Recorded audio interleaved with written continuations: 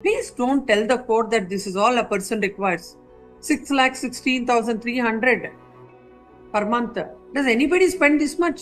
A single lady for herself? Oh, if she wants to spend, let her earn. Not on the husband. Please tell your client. What is this? Munukuntla Narasimha, Radha భార్యాభర్తలు. వీరికి 2 పిల్లలు. పెళ్లైన కొన్నాళ్లకే భార్యాభర్తల మధ్య మనస్పర్ధలు వచ్చాయి. వీరి గొడవ తారాస్థాయికి చేరింది. చివరికి విడాకుల కోసం భార్యాభర్తలు కోర్టు మెట్లెక్కారు. దీంతో 2023 సెప్టెంబర్ 30వ తేదీన బెంగళూరులోని ఫ్యామిలీ కోర్టు వీరికి విడాకులు మంజూరు చేసింది. అలాగే మెయింటెనెన్స్ కింద రాధకు ప్రతి నెల 50,000 రూపాయలు ఇవ్వాలని, పిల్లల బాధ్యతలు చూసుకోవాలని కోర్టు నరసింహకు ఆదేశాలు చేసింది. దీంతో ఇద్దరూ వేర్వేరు దారులు చూసుకున్నారు. రాధ పిల్లల్ని మాజీ భర్త దగ్గరే వదిలేసి ఒంటరిగా ఉంటోంది. భార్య నుంచి విడిపోయాక నరసింహ 2 చేతులా సంపాదించటం మొదలుపెట్టాడు. మాజీ భార్య రాధకు ప్రతి నెల టంచనగా 50,000 రూపాయలు ఇస్తున్నాడు. పిల్లలకు ట్యూషన్ ఫీజులు, ఇతర అవసరాలన్నీ తీరుస్తున్నాడు.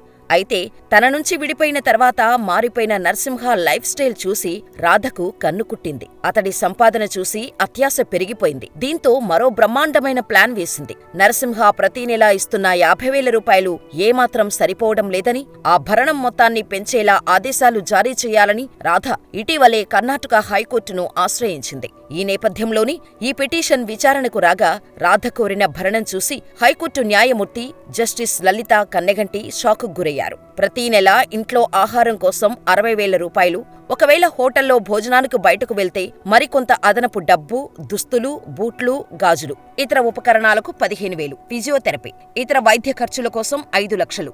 మొత్తంగా మాజీ భర్త నుంచి ప్రతి నెల 6,16,300 రూపాయలు ఇప్పించాలని రాధ కోరారు. తన మాజీ భర్త చాలా విలాసవంతంగా బతుకుతున్నాడని, కాబట్టి తనకు ప్రతి నెలా భరణం కింద ఈ మొత్తం ఇప్పించాలని కోరగా జస్టిస్ లలిత దిగ్భ్రాంతికి గురయ్యారు. ఈ సందర్భంగా రాధ తరపు వాదిస్తున్న లాయర్కు జస్టిస్ లలిత చీవాట్లు పెట్టారు. ఒక మహిళకు నెలకు 6,16,300 ఖర్చు ఉంటుందని చెప్పొద్దు. అందులోనూ ఒక ఒంటరి మహిళ తన ఒక్కదాని కోసం అంత ఖర్చు ఎలా పెట్టుకోగలదు? ఒకవేళ మీకు అంత ఖర్చులు ఉంటే మీరే సంపాదించుకోండి. మీ మాజీ భర్తపై ఆధారపడవద్దు. మీకు ఎలాంటి కుటుంబ బాధ్యతలు లేవు. పిల్లలను చూసుకోవడం మీకు ఇష్టం లేదు. కానీ మీ ఒక్కదాని కోసమే ఇంత మొత్తం కావాలా?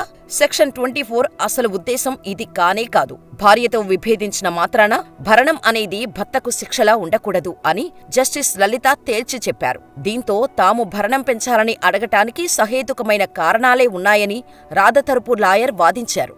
రాధ మాజీ భర్త నరసింహ అన్ని బ్రాండెడ్ దుస్తులే వాడతారని, 10,000 రూపాయలు విలువైన కెల్విన్ క్లెయిన్ టీ-షర్టులు ధరిస్తారని చెప్పారు.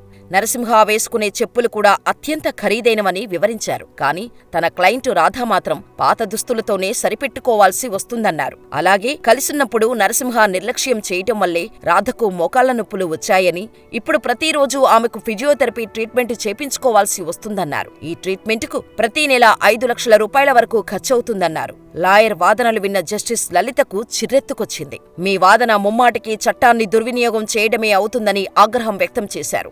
ఈసారి సరైన నెంబర్లతో రావాలని, లేకపోతే పిటిషన్ను డిస్మిస్ చేస్తామని జస్టిస్ లలిత హెచ్చరించారు. దీంతో రాధ తరపు లాయర్ కాస్త వెనక్కి తగ్గి, మేము కోరిన 6,16,300 రూపాయలు రాధ ఖర్చు పెడుతుందని చెప్పటం లేదు. అంత మొత్తం ఆమె అవసరమవుతాయని మాత్రమే చెబుతున్నాం.